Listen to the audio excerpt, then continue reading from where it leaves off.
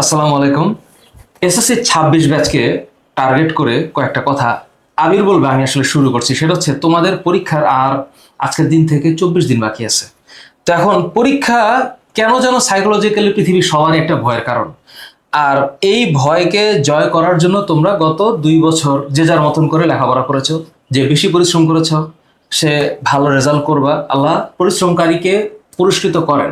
আর তোমরা যারা কম লেখাপড়া করছো তোমাদের সামনে এখনো যে সময়টা আছে ওই সময়টা পূর্ণাঙ্গ চেষ্টা তো করবাই, সাথে একটু বুদ্ধি লাগবে।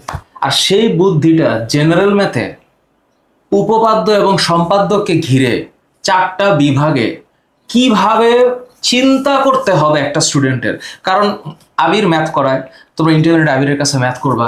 তোমরা যারা এইবারের এসএসসি ব্যাচ, তোমরা যারা আমাকে জানো চিনো, তোমাদেরকে আমি বলছি যে শুধুমাত্র গাধার মতো খাটলেই জীবনে উন্নতি করা যায় না, বা গাধার মতো শুধু মানে বসে বসে পড়লে পরীক্ষায় ভালো করা যায় না।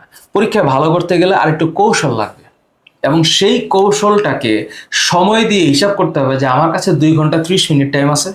এই 2 ঘন্টা 30 মিনিটের মধ্যে আমি ক বিভাগ, খ বিভাগ, গ বিভাগ এবং গ বিভাগ থেকে কিভাবে প্রশ্ন উত্তর দিব, কোনটা না পারলে কি করব, তোমার নিজের স্ট্রেংথ এবং উইকনেসটা কোন জায়গায় আছে, সেই বিষয়গুলো নিয়ে আবির আজকে কথা বলবে। এবং আমাদের আজকের কথা বলার টাইটেলটা হচ্ছে এসএসসি 26 উপপাদ্য ছাড়া তোমার কি আদৌ জেনারেল ম্যাথে মানে 70 মার্ক সম্পূর্ণ উত্তর করা সম্ভব কিনা।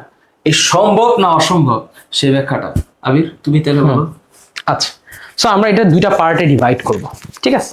শোনো, পরীক্ষায় ভালো করা আর হচ্ছে অনেক কিছু জানা, দুইটা ব্যাপার আলাদা আলাদা জিনিস। আমরা এখন একটু টেকনিক্যাল অ্যানালাইসিস করতে যাব।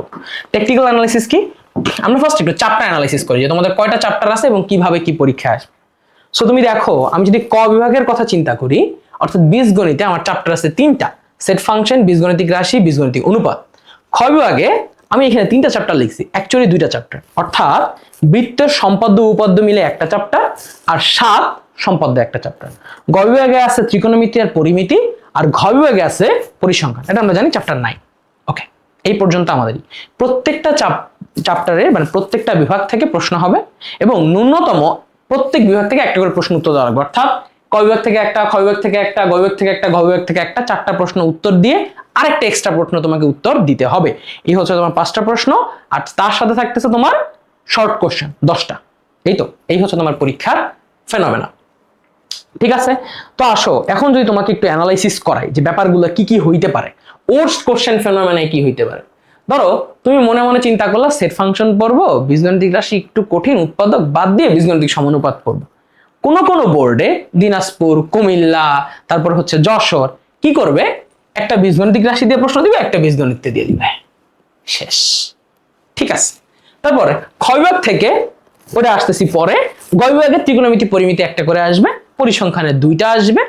আর খ বিভাগে এমনও হইতে পারে যে 2টা উপপাদ্য দিয়ে দিছে, অথবা কি কি হইতে পারে, প্রবাবল কেস কি কি হইতে পারে। ধরো 2টা উপপাদ্য দিল, নাইলে একটা উপপাদ্য দিল, একটা হচ্ছে ধরো সম্পাদ্য দিল, একটা কি দিল, উপপাদ্য না পরিবর্তে দিল সম্পাদ্য। হ্যাঁ, একটা উপপাদ্য দিল, একটা সম্পাদ্য দিল। সম্পাদ্য চ্যাপ্টার কি কি হইতে পারে, যে ধরো সম্পাদ্য চ্যাপ্টার একটা হইতে পারে চ্যাপ্টার 7, আর একটা হইতে পারে ধরো 7, যে কোনো 2টার একটা সম্পাদ্য দিয়ে দিল। অথবা এমনও হইতে পারে যে বৃত্তের একটা উপপাদ্য আসলো, উপপাদ্যের সাথে সম্পাদ্য মিলাইয়া দিল, অর্থাৎ ক আর খ মার্কে উপপাদ্য, ঘ মার্কে সম্পাদ্য, আর নিচে এই চ্যাপ্টারে দিল অধ্যায় 7-এর ধরো উপপাদ্য না দিয়ে এনে দিয়ে দিল ধরো সম্পাদ্য। ঠিক আছে, যে এমন আসলো যে একটা ফেনোমেনাতে বৃত্তের উপপাদ্য বাদ দিয়ে তোমার কাছে কি দিল, ধরো সম্পাদ্য দিয়ে দিল। ওকে, আচ্ছা, এটা তো ফিল কালার না, সরি। ধরো তোমার কাছে কি দিয়ে দিবে, যে টুকুস করে একটা সম্পাদ্য ঢুকাই দিবে। এখন তুমি এই অবস্থা দিয়ে তুমি আসলে কি করবা, যে অধ্যায় 7-এর ধরো সম্পাদ্য দিল এই জায়গায়। এখন এইরকম ফিনোমেনা যদি তোমার কাছে ক্রিয়েট হয়, তখন তুমি কই যাবা? এটা ওয়ার্স্ট কেস ফিনোমেনা, মানে একদম প্রশ্ন ধরো ঘ সেট সবথেকে কঠিন, তখন তুমি কই যাবা? তখন কিন্তু তোমার উপপাদ্য অ্যান্সার ব্যতীত কোনো কুল থাকবে না। যখন যদি 2টি উপপাদ্য আসে, বা একটা উপপাদ্য একটা সম্পাদ্য আসে, বা একটা সম্পাদ্য আসে, অর্থাৎ তোমাকে উপপাদ্য এই যে ব্যাপারটা, এই ব্যাপারটা যদি 2টাই চলে আসে, তোমাদের অনেকের টেস্টের পরীক্ষায় হয়তো এরকম আসছে, তখন তোমার আর কান্না করা ছাড়া কোনো কুল বাকি থাকবে না। তো এইটা ওয়ার্স্ট কেস ফেনোমেনা হইতে পারে। আচ্ছা, এবার আসো সব থেকে ইম্পর্টেন্ট জিনিস তোমার আমি একটু বলি। এক্সাম হলে প্রশ্ন উচিত, অ্যান্সার করা উচিত, সেই ব্যাপারটা নিয়ে কথা বলে। অনেকেই আসো যারা এক্সাম হলে প্রশ্ন উত্তর করবা, তো তোমার মাথার মধ্যে ধারণা হচ্ছে ভাইয়া বীজগণিতের চ্যাপ্টার 3 কঠিন, ওটা বাদ দিব, সেট ফাংশন পড়বো আর চ্যাপ্টার 11 পড়বো। আচ্ছা ঠিক আছে, ধরো তোমার পরীক্ষার একদম সুন্দর একটা ফেনোমেনা ঘটলো, তোমার বীজগণিত থেকে 2টা প্রশ্ন কমন চলে আসলো। তো তুমি কি করলা, বীজগণিত যেহেতু সহজ, তো আল্লাহর নাম নিয়ে তুমি সুন্দর করে বীজগণিতে 2টা প্রশ্ন উত্তর করলা।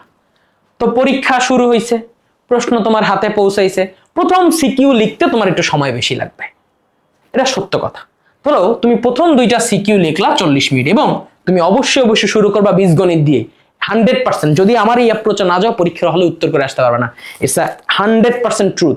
ইভেন আমার মনে আছে আমি ঢাকা বোর্ডে যখন আমার সময় আমি পরীক্ষা দিছি, আমি 6 সেম ফেনোমেনা উত্তর করছি। যদি এর বাইরে কিছু যাও তুমি পরীক্ষায় ফুল উত্তর করতে পারবে না, একদম লিখে রাখো। তুমি আমারে ট্রাস্ট করো আর না করো ভাই, এইটা একদম ট্রুথ। এবং তুমি শুধু আমার না, তোমার আশেপাশে যারা এসএসসি পরীক্ষা দিচ্ছে তাদেরও জিজ্ঞেস করো, এই ফেনোমেনার বাইরে গেলে পরীক্ষা উত্তর করতে পারবে না।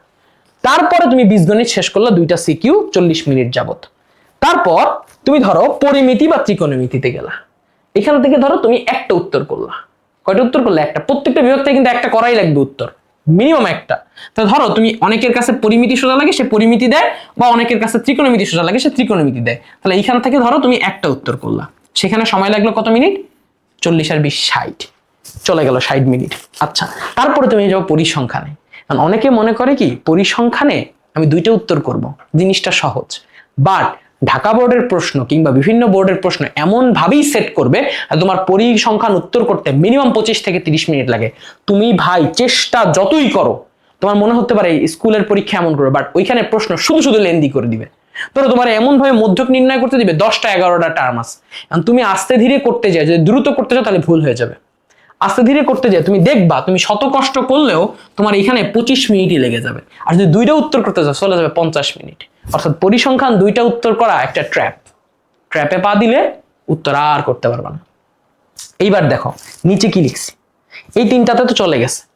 এইখানে তোমার লেখা আছে 2.5 ঘন্টা সময়। তোমার পরীক্ষার মোট সময় কতক্ষণ? 2.5 ঘন্টা। এই 2.5 ঘন্টা মানে হচ্ছে 150 মিনিট।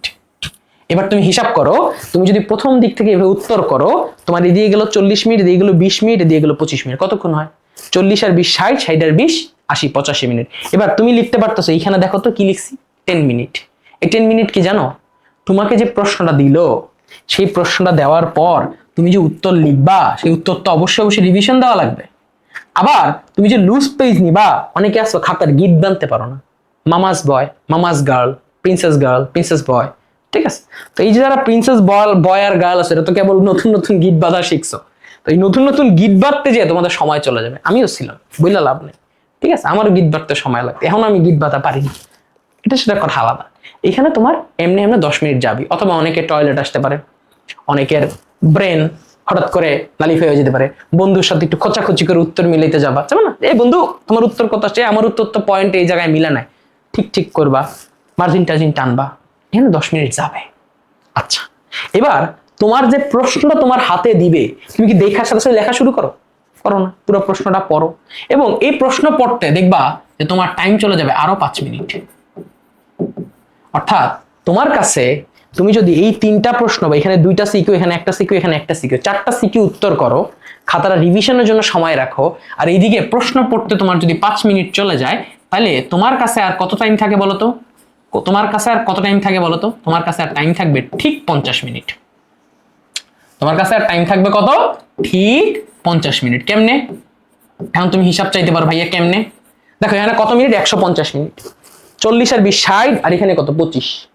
60 40 80 85 95 5, 100 মিনিট শেষ। বাকি আছে ঠিক 50 মিনিট। এবার তোমার হাতে কি আছে দেখো তো? শর্ট কোশ্চেন আছে 10টা, জ্যামিতি আছে একটা। এইবার তুমি যদি 10টা শর্ট কোশ্চেন চিন্তা করো, ভাই আমি 10 মিনিটে লিখে ফেলবো, তাহলে তুমি বোকার স্বর্গে বাস করতেছো। কারণ শর্ট কোশ্চেন পড়া, চুজ করা, লিখা মিনিমাম 2 মিনিট করে লাগবে। তাহলে 10 দুগুণে 20। এবং তুমি ঠাস করে জ্যামিতি দিবা না, তুমি পরিসংখ্যানের পরে কি দিবা? Short question. ভেরি ইম্পর্টেন্ট, এই সিকোয়েন্সটা মনে রাখবা: বীজগণিত, পরিমিতি, পরিসংখ্যান, শর্ট কোশ্চেন। এবার তুমি যদি শর্ট কোশ্চেন উত্তর করো অন এন অ্যাভারেজ মিনিমাম তোমার 25 মিনিট লাগবে, অনেকের 25-27 মিনিট লাগবে, অর্থাৎ লাস্টে বাকি থাকবে আর মাত্র 25 মিনিট। এবার 25 থেকে 22 মিনিটের মতো, ধরো 25 মিনিট অন এন অ্যাভারেজ বাকি আছে। এবার আমি একটা সার্ভে চালাইছি ভাইয়া, প্রায় 150 মানুষের বেশি অংশগ্রহণ করছে দেশের বিভিন্ন স্কুল থেকে, আইডাল স্কুল, তারপরে হচ্ছে মতিঝিল স্কুল, তারপরে হচ্ছে ভিকারুননিসা, তারপরে হচ্ছে চট্টগ্রামের কিছু, বগুড়ার কিছু, তারপরে হচ্ছে কুষ্টিয়ার, তারপরে হচ্ছে বিভিন্ন তোমারই কি যেন চাঁদপুর, ওদের ওইখান থেকে নিছি, তারপর ঠাকুরগাঁও, পঞ্চগড়, মানে দেশের 14-15টা জেলা এবং 150 মানুষ নিয়ে সার্ভে করে দেখছি অন এন অ্যাভারেজ যে কারো সম্পাদ্য উত্তর করতে 30 মিনিট চলে যায়। কত মিনিট চলে যায়? 30 মিনিট, কারণ চিত্রমিত্র আঁকতে, বিশেষ নির্বাচন লিখতে 30 মিনিট চলে যায়। আর উপপাদ্য লিখতে মোটামুটি সময় লাগে 22 মিনিট থেকে 25 মিনিট। সো আমার এভারেজ বলে 22.5 মিনিট, অর্থাৎ কারেন্ট 23 মিনিটের মতো লাগে উপপাদ্য লিখতে। তো তুমি আমারে বলো, তুমি যদি সম্পাদ্য লিখতে যাও তোমার এখানে 5 মিনিটের গ্যাপ পড়ে গেছে, এবং পরীক্ষা হলে শেষ করার তাড়াহুড়ার কারণে তুমি দেখবা ভুল করে ফেলবা, অর্থাৎ তুমি শেষ করতে পারবে না পরীক্ষা কোনোভাবেই না। তুমি যে চিন্তা করো আগে জ্যামিতি দিবা, পরে শর্ট কোশ্চেন দেখবা শর্ট কোশ্চেন 2-1টা ছুটে যাবে, অর্থাৎ মিনিমাম 3-4 মার্ক ছোটার তোমার সম্ভাবনা চলে আসছে। তাই তোমাকে যদি ভালো করে নিশ্চিন্তায় পরীক্ষা দিতেই হয়, এইখানে উপপাদ্য অ্যান্সার করা ছাড়া আর কোনো উপায় নাই, কারণ উপপাদ্য অ্যান্সার করলে তুমি এটা মোটামুটি 25 মিনিটের মধ্যে করতে পারবা, অর্থাৎ উপপাদ্য ছাড়া তুমি কখনোই ফুল 70 মার্ক ঠান্ডা ব্রেন উত্তর করতে পারবা না। এবার তুমি আমার বলতে পারো ভাইয়া এই সিকোয়েন্সের বাইরে গিয়ে আমি যদি জ্যামিতি আগে দেই, আরে পাগলা, জ্যামিতি আগে দিলে লাস্টের দিকে সময় কমে আসবে, তখন তুমি শর্ট কোশ্চেন বা অন্য কোনো প্রশ্নে যে তাড়াহুড়া করতে যায় ম্যাথে ভুল করে ফেলবা, অর্থাৎ তোমার মার্কস লুসের সম্ভাবনা আছে। তাই একটা উপপাদ্য না পড়ার কারণে বা না চিন্তা করার কারণে তোমার এমন একটা অবস্থা হতে পারে যে পরীক্ষার হলে তুমি অ্যান্সার করতে পারতেছো না। আবার অনেকে চিন্তা করতে পারো যে বীজগণিতের থেকে এই যে বীজগণিতিক রাশি এটা বাদ দিয়ে দিব, এটা পড়বো না, কিন্তু আসলে সমস্যাটা কি জানো, যদি এই দুইটা প্রশ্ন দেয় এবং তুমি বীজগণিত থেকে উত্তর না করে পরিসংখ্যান বা ত্রিকোণমিতি থেকে উত্তর করতে যাও, তোমার 5 মিনিট বেশি লাগবে। এই যে 5 মিনিট বেশি লেগে যাবে না, তখনও তোমার বাধ্য হয়ে উপপাদ্য অ্যান্সার করা লাগবে। অর্থাৎ যদি তোমার প্রশ্ন ওর্স্ট কেস ফেনোমেনাতেও আসে তাইলেও তুমি উপপাদ্য পড়লে বাইচা যাচ্ছ, আর যদি বেস্ট কেস ফেনোমেনাতেও আসে তাইলেও তুমি উপপাদ্য পড়লে তুমি 70 মার্ক উত্তর করার একটা প্রবাবল অবস্থায় যাইতে পারতেছো। অর্থাৎ উপপাদ্য উত্তর না করলে তুমি কোনোভাবেই পরীক্ষার হলে 70 মার্কস অ্যান্সার করতে পারবে, এটা এনশিওর করতে পারতেছো না ম্যাক্সিমাম ক্ষেত্রে। যারা অনেক ভালো স্টুডেন্ট, যাদের ম্যাথ করতে কম সময় লাগে, দ্রুত করতে পারো, তাদের কথা বলতেছি। আমি আমার মতো এরকম নর্মাল স্টুডেন্ট বা হচ্ছে যারা এই যে মিড রেঞ্জের স্টুডেন্ট, ভাই আমরা এত ব্রিলিয়ান্ট না, আমরা এত ম্যাথমেটিশিয়ান না, আমরা ভাই আস্তে ধীরে পারি, আমাদের জন্য বলতেছি। তাহলে তুমি জাস্ট মাত্র 22টা উপপাদ্য, কয়টা উপপাদ্য? মাত্র 22টা উপপাদ্য, এই 22টা বৃত্তের উপপাদ্য তুমি না পড়ার কারণে পরীক্ষার হলে লাস্ট পর্যন্ত 100তে 100 পাওয়া প্রবাবিলিটি হারাচ্ছ, এক্সাম খারাপ দেওয়ার প্রবাবিলিটি হারাচ্ছ, অলরেডি টোটাল এক্সামে প্রেশার নিয়ে ফেলতেছো, টাইমের প্রেশার নিয়ে ফেলতেছো। সেখানে 1-2টা ম্যাথ ভুল হইলে A+ ছুটে যেতে পারে। তাহলে তুমি চিন্তা করতে পারতেছো একটা কত বড় টার্নিং পয়েন্ট এখানে। তোমার যদি উপপাদ্য তুমি পারো, তুমি এটা 15 মিনিটও লিখতে পারবা, অর্থাৎ তোমার বন্ধুর সাথে খোঁচাখুচি করে অ্যান্সার বের করার বা অ্যান্সার মিলানোর প্রবাবিলিটিও বেড়ে যাচ্ছে। So that's the important thing. So আমি বলতেছি তোমরা এই উপপাদ্যগুলো পড়ো, এবং এই উপপাদ্যের ব্যাপারে ভাইয়া একটা সলিউশন তোমাদেরকে দিব, সেই সলিউশনের জন্য আমাদের পেজে চোখ রাখো, আমরা তোমাদেরকে বলে দিব যে আসলে তুমি কি কি করতে পারবা। বৃত্তের মাত্র 22টা উপপাদ্য এবং খুবই সহজ। আমি পড়াইলে তোমার কাছে ফিল করবা, যে তুমি বিশ্বাস করো, তুমি যদি আমার ক্লাস দেখো উপপাদ্য, তোমার কাছে মনে হবে যে উপপাদ্য আসলে কোনো কঠিনই না। আমি তোমার একটা হরফও মুখস্থ করাবো না, একটা হরফও না, আই ক্যান গ্যারান্টি ইউ। ওকে, আমি বলতেছি একটা হরফও মুখস্থ করবে না, বৃত্ত একদম সহজ। ঠিক আছে, তোমাদের এই প্রবলেমের উপরে ভাইয়া কিছু অ্যানালাইসিস করছি, যে বীজগণিতিক রাশির অনেকের উৎপাদকের সমস্যা থাকে, অনেকের মুনাফার ম্যাথে সমস্যা থাকে, অনেকের রুটের ম্যাথে সমস্যা থাকে। এইগুলোর জন্য আমরা একটা সিকিউ দিব, আমার তরফ থেকে সিকিউ আসবে। অধ্যায় 11 এই সিকিউ নিয়ে অনেকের সিকিউ প্র্যাকটিস নিয়ে সমস্যা থাকে, এটার উপরে আমি একটা ভিডিও দিব। এবং এই যে বৃত্ত, এই চ্যাপ্টারের উপরে ভাইয়া একটা সিরিজ শুরু করতে চাচ্ছি। সিরিজটার নাম হচ্ছে লেট নাইট উপপাদ্য। এটার নাম কি দিব? লেট নাইট উপপাদ্য। এই সিরিজের আপডেট আমার পরের ভিডিওতে পাওয়া যাবে। So thank you for watching me. তোমরা যারা দেখছো ভিডিওটা প্লিজ উপপাদ্যগুলো পড়ো, হয়তো এমনও হইতে পারে এই উপপাদ্য ছাড়াও তুমি অ্যান্সার করতে পারো, বাট তাও একটু পড়ে যাও, কারণ শর্ট সিলেবাসে আরো শর্ট করতে যাইয়া নিজের বিপদ আইনো না। ঠিক আছে, এমন হয় না যে তোমার এই উপপাদ্য না করার কারণে তোমার ম্যাথে 100-তে 100 ছুটে যায় কিংবা A+ মিস হয়ে যায়। So thank you very much, দেখা হচ্ছে পরের কোনো ভিডিওতে।